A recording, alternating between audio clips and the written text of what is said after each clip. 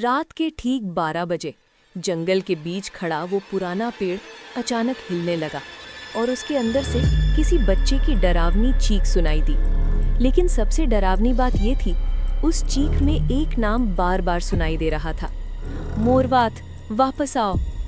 नूरवन नाम के एक छोटे और शांत गांव में एक लड़का रहता था जिसका नाम था मोरवात। मोरवात बहुत बहादुर था और उसे रहस्यों को खोजने का बहुत शौक था। उसका सबसे अच्छा दोस्त था ड्राजियल। गांव के बाहर एक घना और अंधेरा जंगल था।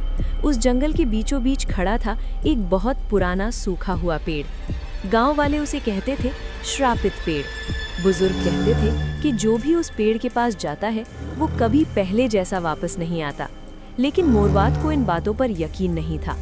एक शाम उसने ड्राजियल से कहा, अगर ये पेड़ सच में श्रापित है तो इसके अंदर जरूर कोई बड़ा रहस्य छिपा है। ड्राजियल घबरा गया। उसने धीरे से कहा, लोग कहते हैं उस पेड़ के अंदर आत्माएं कैद है। उस रात जब पूरा गांव सो चुका था, मोरवात और ड्राजियल चुपके से जंगल की ओर निकल पड़े। हवा बहुत ठंडी थी। पेड़ों की पत्तियां अजीब अजीब आवाजें कर रही थी। दूर कहीं उल्लू की आवाज गूंज रही थी। जैसे ही वे श्रापित पेड़ के पास पहुंचे, अचानक हवा और ठंडी हो गई। फिर चररररर, पेड़ के तने से एक अजीब आवाज आई। ड्राजियल डर गया। क्या तुमने सुना? मोरवात ने ध्यान से पेड़ को देखा। तभी उसे दिखाई दिया पेड़ के तने में एक पुराना छिपा हुआ दरवाजा। मोरवात ने धीरे से दरवाजा धक्का दिया। कड़रररर, दरवाजा धीरे धीरे खुल गया। अंदर अंधेरा था। नीचे जाने वाली पत्थर की सीढ़ियां दिखाई दे रही थी। दोनों धीरे धीरे नीचे उतरने लगे। नीचे एक पुराना तहखाना था। चारों तरफ धूल, जाले और टूटी हुई चीजें पड़ी थीं। दीवारों पर अजीब अजीब चिन्ह बने हुए थे। अचानक ऊपर से आवाज आई, ठक ठक ठक, जैसे कोई चल रहा हो। ड्राजियल डर गया। कोई ऊपर है। दोनों जल्दी से ऊपर आए, लेकिन वहां कोई नहीं था। चारों तरफ सन्नाटा था। तभी मोरवात की नजर एक पुराने आईने पर पड़ी। आईना धूल से भरा हुआ था। मोरवात ने हाथ से धूल साफ की। अचानक आईने में कुछ अजीब दिखाई दिया। आईने में उनके पीछे एक परछाई खड़ी थी। ड्राजियल ने तुरंत पीछे मुड़कर देखा, लेकिन वहां कोई नहीं था। दोनों फिर से आईने की तरफ देखने लगे। परछाई अभी भी आईने में खड़ी थी।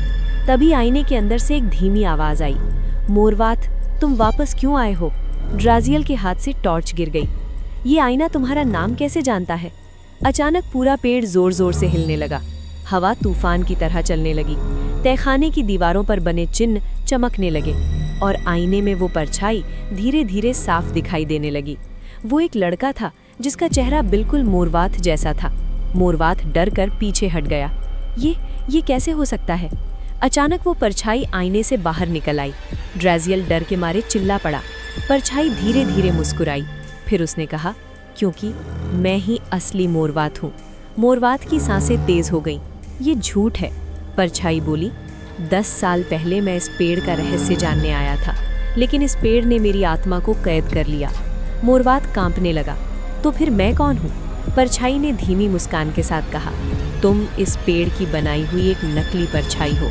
एक ऐसा शरीर जिसे इस पेड़ ने बनाया ताकि और लोग यहाँ ला सके।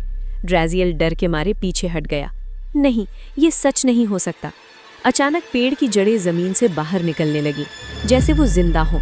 परछाई धीरे धीरे मोरवात के पास आई। फिर उसने कहा, अब समय आ गया है कि मैं आज़ाद हो जाऊं। अचानक वो परछाई मोरवात के शरीर के अंदर समा गई। मोरवात जमीन पर गिर पड़ा। कुछ पल तक सब कुछ शांत हो गया। फिर मोरवात धीरे धीरे उठ खड़ा हुआ, लेकिन अब उसकी आंखें पूरी तरह काली हो चुकी थी। उसने ड्राजियल की तरफ देखा और हल्की मुस्कान के साथ कहा, मुझे आज़ाद करने के लिए धन्यवाद। ड्राजियल डर के मारे जंगल से भाग गया। अगली सुबह गांव वालों ने देखा, श्रापित पेड़ के पास एक लड़का खड़ा था।